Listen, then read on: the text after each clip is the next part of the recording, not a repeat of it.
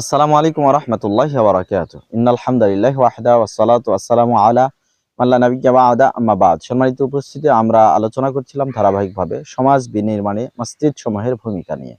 এ পর্যায়ে আমরা আলোচনা করছি দায়িত্বশীলদের বৈশিষ্ট্য কেমন হওয়া উচিত, আমরা মসজিদ সমূহ থেকে এটার শিক্ষা নিতে পারি।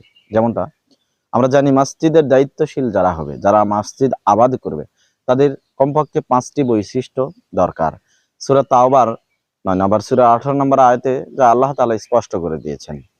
তাহলে প্রত্যেকটা সেক্টরের দায়িত্বশীলদের যদি এই 5টি করে বৈশিষ্ট্য থাকতো, যারা রাষ্ট্রের ক্ষমতা নিচ্ছে, যারা রাষ্ট্র পরিচালনা করতেছে, যারা এই সমাজের দায়িত্বশীল হচ্ছে, যারা আমার পরিবারের দায়িত্বশীল হচ্ছে, যারা আমাদের প্রতিষ্ঠানের দায়িত্বশীল হচ্ছে, তাদের যদি এই 5টি বৈশিষ্ট্য থাকতো, তাহলে আমাদের এই সমাজ, এই দেশ, এই রাষ্ট্র, এই পরিবার, এই প্রতিষ্ঠান যেভাবে পরিচালিত হতো, তাতে অচিরেই আমাদের সমাজ, আমাদের রাষ্ট্র সোনালী সমাজ, সোনালী রাষ্ট্র মদিনায় পরিণত হতো। আল্লাহু আকবার। সম্মানিত উপস্থিতি, আসুন আমরা এই 5টি বৈশিষ্ট্য জেনে নেই আয়াত থেকে। আল্লাহ তাআলা বলেছেন, ইন্নামা ইয়ামুরু মাসাজিদাল্লাহ, কেবলমাত্র শুধুমাত্র মসজিদ সমূহ আবাদ করবে ওই সকল লোকেরা, মান আমানা বিল্লাহি, যারা আল্লাহর প্রতি ঈমান আনে, ওয়াল ইয়াউমিল আখির, এবং আখিরাতের প্রতি বিশ্বাস স্থাপন করে, ওয়া আকামাস সালাতা, সালাত কায়েম করে, ওয়া আতাজ যাকাতা,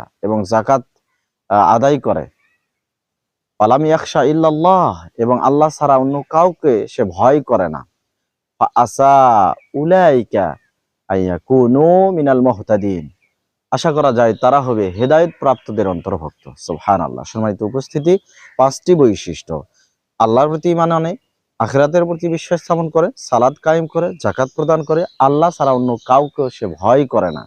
এই 5টি বৈশিষ্ট্য যার মধ্যে রয়েছে, আশা করা যাচ্ছে সে হবে হেদায়েত প্রাপ্তদের অন্তর্ভুক্ত।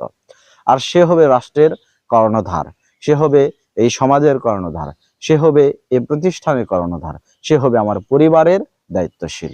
সম্মানিত উপস্থিতি, তাই বোঝা গেল মসজিদের দায়িত্বশীল যারা হবে, তারাই প্রত্যেকটা সেক্টরের দায়িত্বে চলে আসবে।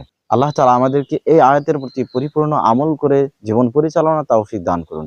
আমিন। ওয়া আখিরু দাওয়ানা আনিল হামদুলিল্লাহি রাব্বিল আলামিন। আসসালামু আলাইকুম ওয়া রাহমাতুল্লাহি ওয়া বারাকাতুহু।